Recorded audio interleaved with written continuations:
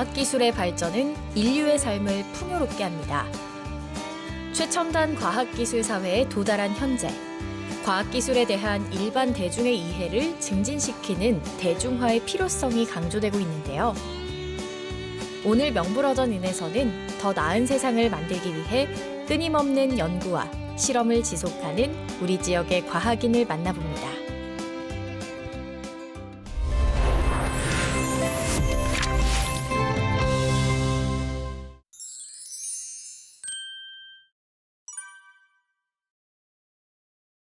박사님 안녕하세요. 예, 안녕하세요. 예, 먼저 시청자께 소개를 좀 부탁드립니다. 예, 안녕하십니까. 저는 한국원자력연구원에서 38년 동안 근무하고 딱 2달 전에 퇴직을 하였고, 대덕연구단지에서 사단법인 따뜻한 과학마을 벽돌한장이라는 재능기부단체를 만들어서 과학 대중화 활동을 하고 있는 정용환입니다. 예, 만나서 반갑습니다. 따뜻한 과학마을 벽돌 한 장. 구체적으로 어떤 단체인지 좀 궁금하거든요. 예, 벽돌한장은 대덕에 있는 과학자들이 주축이 돼서 재능기부단체를 만들어서 활동하고 있는 단체입니다. 대덕에 있는 과학자들이 어떻게 보면 국가의 수혜자였다면 이제는 지역사회를 위해서 뭔가 일을 좀 해보자 하는 차원에서 만드는 순수한 재능기부단체라고 말씀드릴 수가 있겠습니다. 그 벽돌 한 장이라는 이름이 담긴 의미가 굉장히 클 것 같거든요. 어떻게 이렇게 지어졌을까요? 예, 벽돌 한 장이 우리가 벽돌 한 장 자체는 큰 의미가 없지 않습니까? 그렇지만은 벽돌이 하나씩 하나씩 모이다 보면 큰 일도 할 수 있고 큰 건축물도 만들 수 있지 않겠어요? 그래서 그런 뜻에서 우리 개인도 하나하나 재능은 작지만은 그 재능이 모이다 보면 큰 일을 할 수 있다는 차원에서 이런 벽돌 한 장이라는 이름을 짓게 되었습니다. 이게 벌써 10년이 넘었다고 들었어요. 예, 그동안에 어떤 그런 과정과 성과가 궁금하거든요. 10년이 넘었죠. 2013년도 11월 4일자로 정식적으로 출범을 했으니 벌써 딱 만 10년이 넘었죠. 취지에 공감하는 분들이 많이 생겨서 지금은 일반인들도, 그다음에 공무원들이나 직장인들, 또 학생들도 많이 참여해서 한 150여 명 정도가 함께 참여를 하고 있습니다. 과학 이야기 강연 중 총 5천 명이 넘는 시민이 또 참석을 했어요. 이제 과학자 10여 명이 학교를 이제 찾아가서 강연을 하면 주로 어떤 이야기들의 호응을 좀 많이 보이는지.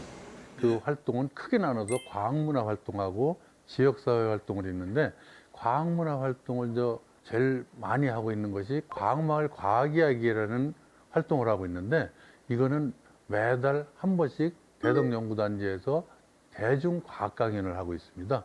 한 85회가 넘고 한 5천 명이 지금까지 참여한 거로 이렇게 지금 파악이 되고 있고, 7살짜리 유치원생부터 80먹은 할아버지까지 참여하기 때문에 아주 다양합니다. 그래서 아마 우리나라에서 가장 스펙트럼이 넓은 이런 과학 강연이 되지 않을까 이렇게 생각을 하고 있고요.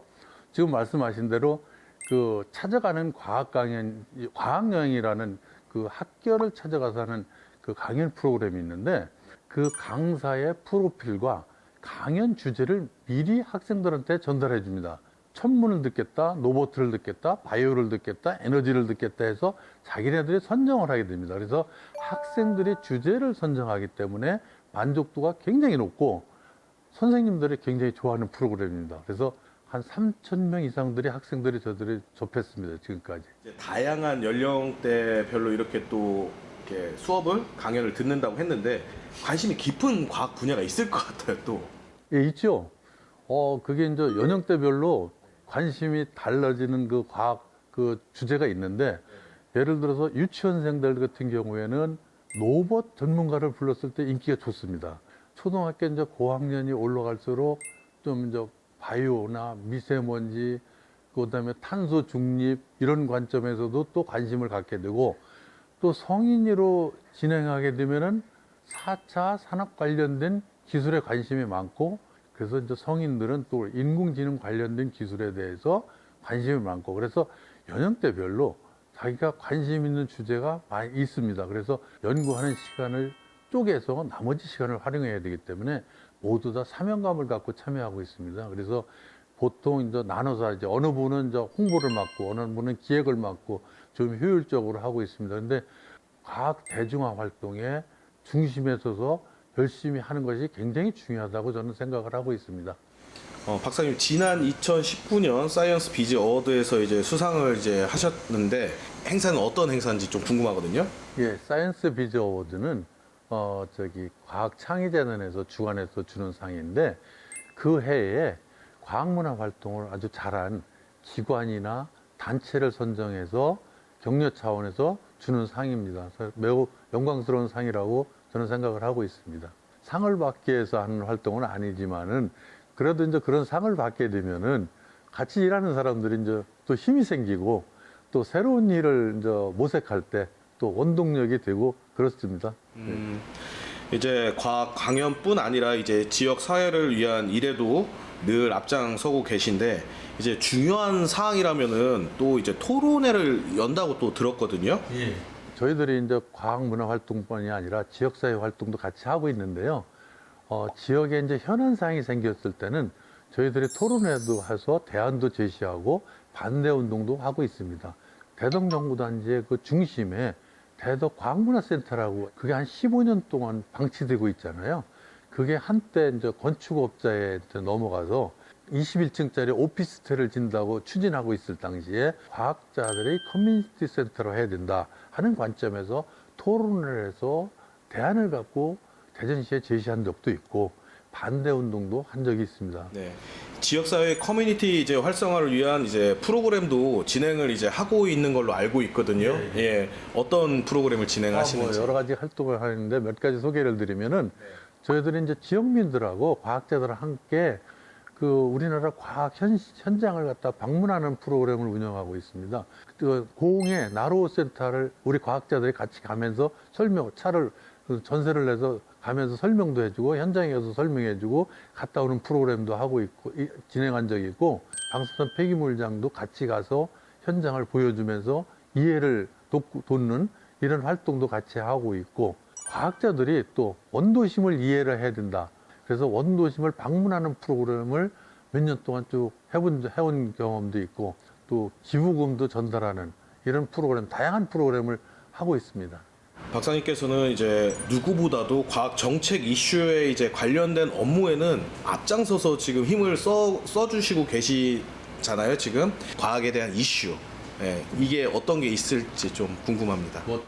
대전, 세종, 충남에 한정된다기보다 연구비 삭감이 가장 현안이 되겠습니다. 그래서 연구비 삭감으로 인해서 연구원들이 굉장히 사기가 저하되어 있고 위축되어 있는 것이 사실이기 때문에 대전 시민들도 이에 대한 이해를 갖다가 구하고 공감대를 형성해 줍사 하는 것이 제 생각이고 또 하나 이제 말씀드리면은 작년에가 대덕 특구의 50주년이었지 않습니까?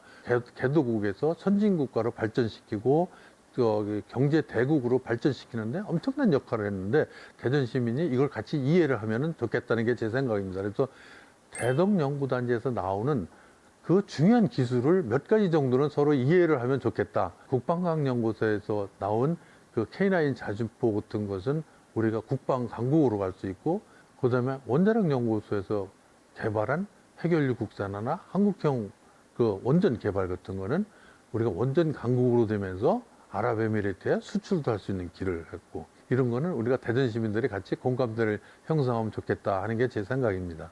2달 전에 이제 정년 퇴직하셨잖아요. 그 한국원자력연구원에서 이제 영년직 연구원으로 이제 근무를 하셨을 때 어떤 일들을 좀 해왔는지에 대해서. 네. 저는 원자력연구원에서 원자력 전공자가 아니고 저는 재료 전공자입니다. 그래서 원자력 발전소에 들어가는 소재를 개발하는 연구를 쭉 해왔습니다. 그래서 원자력 재료가 원자력 발전소의 그 안전성을 좌우하거든요. 그래서 안전성을 확보하기 위한 연구를 쭉 해왔다고 말씀드릴 수가 있겠습니다. 이 세계 원전 관련 소재 시장에 이제 판도를 바꿀 정도의 신소재인 하나를 이제 개발한 업적을 갖고 계신 걸로 제가 알고 있거든요. 예, 이 하나 기술을 지켜낸 일도 아주 큰 업적이시잖아요, 사실. 이 부분에 대해서 또 더 궁금해요. 네. 일단 원자력 발전소에는 사람의 심장과 같은 역할을 하는 원자로라는 부분이 있습니다. 그래서 여기에는 해결류 피복관이라는 부위가 아주 중요한 그 핵심 부품이 있는데 여기에 지르코늄이라는 그런 소재가 특수 소재가 사용되고 있습니다. 이 그 소재의 역할은 뭐냐면은 방사능 물질이 외부로 누출되는 것을 막아주고 핵 분열을 안전하게 잘 일어나도록 하는 역할을 하는 겁니다. 그런데 이 소재가 주로 외국에서 전량 수입해서 사용되고 있습니다. 11전 12기의 실패와 도전을 통해서 새로운 소재를 개발할 수 있었고 세계 그 시장 판도를 바꿀 수 있는 하나 브랜드의 새로운 신소재를 개발할 수가 있었습니다. 그런데 제가 이제 하나 신소재를 개발해서 산업체의 기술 이전을 막 하려고 하는 찰나에 굉장히 큰 복병을 만나게 됩니다. 그 복병이 뭐냐면은 세계 최대의 원자력 회사인 프랑스의 아레바라는 회사가 제 특허에 대해서 소송을 걸어오게 됩니다. 처음에 소송을 당했을 때 굉장히 당황했고 어찌할 바를 몰랐습니다. 당시 원자력연구원의 특허가 한 1,500 건이 됐는데도 소송을 당해본 적이 없고 처음이었고 그 당시 변호사도 없었고 변리사도 없었고 특허팀도 없었기 때문에 단지 연구 개발자인 저하고 이제 팀 동료들이 그걸 다 대응을 할 수밖에 없었어요. 5년 동안을 그걸 끌고 가는데 너무 힘든 과정이었어요. 중간에 포기를 하려고 했었는데 포기하지 않고 끝까지 간 결과 5년 만에 저희들이 승소를 했습니다. 그래서 승소를 했는데 이제 끝났는가 했더니 그쪽에서 또 항소를 했어요. 항소를 해서 다시 2년 반 동안 또 끌고 가갖고 7년 반 만에 저희들이 최종 승소를 했습니다. 그래서 최종 승소를 하는 날, 그날은 제가 정말 잊을 수 없는 순간이었습니다. 재판관이 우리 손을 딱 들어주고 나갔을 때 그 순간만은 제가 정말 잊을 수 없는 제가 태어나서 가장 기억에 남는 날이고 가장 기뻤던 날로 기억을 하고 있습니다. 과학기술계 이제 최고 권위 있는 상인 대한민국 최고과학 기술인상을 수상하기도 했습니다. 지금까지 이제 보유한 이제 특허와 세계적으로 인정받는 논문도 아주 이제 많은 걸로 알고 있는데 뭐 그래도 좀 간략하게 또 말씀 부탁드립니다. 네, 제가 2015년도에 대한민국에서 가장 권위 있는 상인 대한민국 최고 과학기술상을 수상했습니다. 뭐 운이 좋아서 수상했다고 할 수 있는데요. 이 상이 저한테 굉장히 의미 있고 영광스러운 것이 뭐냐면은 이게 기초 과학을 하는 분들한테 주로 주는 상이거든요. 그래서 보통 대학 교수님들이 많이 상을 받아요. 그래서 서울대학교 카이스트 교수님, 그 다음에 포항공대 교수님들 그동안 쭉 받아왔거든요. 그 다음에 물리, 화학, 생물, 공학, 기계, 화공 모든 분야 통틀어서 한 명 줍니다. 대덕연구단지에 있는 출연연구소는 저도 응용연구를 합니다. 그래서 응용연구를 하는 출연연구 중에서는 제가 처음으로 받았어요.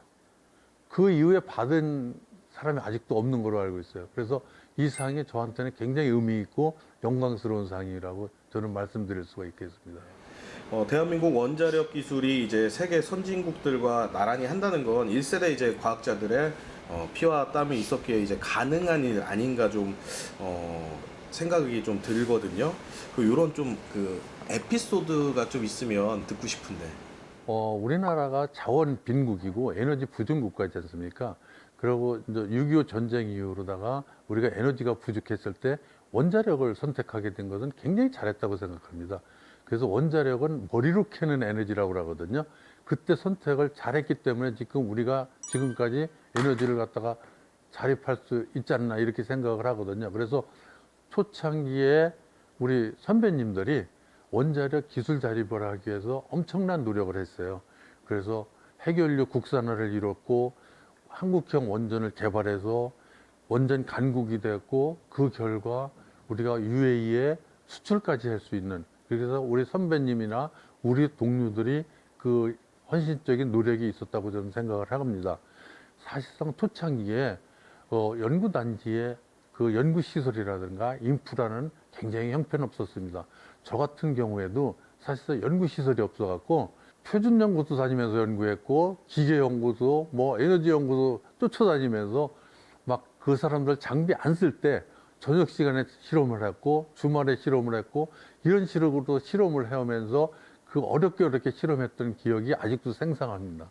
대한민국 그 과학기술의 산 증인으로서 현재 이제 대한민국 과학기술을 향해 이제 좀 전하고 싶은 이야기가 좀 있을 것 같은데. 있죠. 제가 꼭 하고 싶은 얘기가 딱 두 가지가 있는데 제가 38년 동안 그 과학기술인으로 살아오면서 제도상으로 좀 이제 바뀌어야 된다고 생각하는 게 두 가지가 있는데 첫째는 뭐냐면은 PBS 제도라는 겁니다. 프로젝트 베이스드 시스템인데 이게 뭐냐면은 단적으로 얘기하면 연구원들의 인건비를 과제에서 받는 시스템으로 바뀌었기 때문에 연구원들이 마음 놓고 연구를 못하고 과제 수주하는 데만 급급하게 된 제도이기 때문에 이거는 반드시 바뀌어야 된다고 저는 생각을 하고 있고 두 번째는 IMF 때 우리가 정년이 65세에서 61세로 줄어들었습니다. 그래서 이것도 다시 65세로 환원돼야 되고 65세뿐이 아니라 70세까지 저는 늘어나야 된다고 생각합니다. 연구를 잘할 수 있는 사람들한테는 계속 일할 수 있는 기회를 줘야 된다고 생각하는데 왜 그래야 되느냐 하면은 우리가 의대 쏠림 현상이 굉장히 강하지 않습니까? 그래서 공부 잘하는 사람들이 전부 의대 가려고 그러고 그것이 뭐냐면 과학자들이 그 처우라든가 홀대 정책하고 연관이 돼 있거든요. 그래서 과학자들도 안정적으로 연구를 할 수 있게끔 해주고 정년도 65세, 70세까지 일할 수 있게 해주고 대우도 뭐 의사만큼은 아니지만 어느 정도 해주고 이런 그 처우를 잘해준다면은 공부 잘하는 학생들이 자연히 과학자가 되는 길로 선택하지 않을까 하는 차원에서 그 학자들이 처우를 좀 바꿔야 된다고 저는 생각을 하고 있습니다. 박사님께서는 어렸을 때부터 이제 과학자를 꿈꾸셨는지 궁금하거든요. 제가 지금 생각하면요.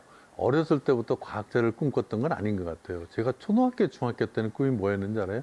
군인이 되는 거였었어요. 제복이 굉장히 멋있었고 당시 내가 초등학교, 중학교 다닐 때는 대통령이나 높은 사람들이 전부 군인 출신이었었어요. 야, 그러면 뭐 높은 사람이 되기 위해서는 군인이 되는 길이다 해서 군인에 대한 꿈을 갖고 있었는데 이제 고등학교 가면서 눈이 좀 안 좋으니까 군인에 대한 꿈을 꿨고 그때부터 이제 기술자가 돼야 되겠다 꿈을 꾸고서 이제 내가 이제 공과대학을 갔고 공과대학에서 공부를 하다가 공부를 더해서 과학자가 돼야 되겠다 해서 대학원을 가게 되고 석사 박사를 함으로 인해서 과학자의 길을 걸었고 38년 동안 지금까지 과학자의 길을 걷고 있습니다. 그러면은 이제 38년 동안 이제 지금 일을 하셨잖아요. 직접 느낀 과학의 어떤 그 매력이 뭘까요? 저는 한마디로 말씀드리면 그 한 번 빠져들면 못 튀어나오는 어떤 매력이 있는 것 같아요. 과학이라는 것이. 과학이라는 것은 누가 시켜서 하면은 성공할 수 없어요. 자기가 좋아서 한 번 빠져들면 하면은 거기서 못 태어나갈 정도로다가 거의 미쳤다 할 정도로 빠져들어야지만이 성공할 수 있거든요. 그게 난 과학적인 매력이라고 보거든요. 제가 그런 경험을 했거든요. 제가 처음에 그 하나 신소재 개발할 때 처음에 그 자신만만하게 시작을 했는데 안 되는 거예요. 계속 거기에 빠져들어서 3년 동안을 제가 반복을 했어요. 그렇지만은 3년 만에 제가 성공을 했어요. 그 3년 만에 성공을 할 때 그 맛보는 희열은 이루 말할 수가 없거든요. 그래서 과학은 뭔가 계속 빠져드는 매력이 있다. 이것이 저는 과학의 매력이라고 생각합니다. 나 인간 이제 정용환으로서의 좀 힘든 점이 또 있었을 것 같긴 한데 가정을 좀 소홀했던 거죠. 애들 이제 집안에 대해서 내가 그 애들 교육 문제라든가 집안에 이제 신경을 쓸 시간이 좀 적었던 게 나중에 가서 이제 지금 와서 생각하면 좀 후회가 됩니다.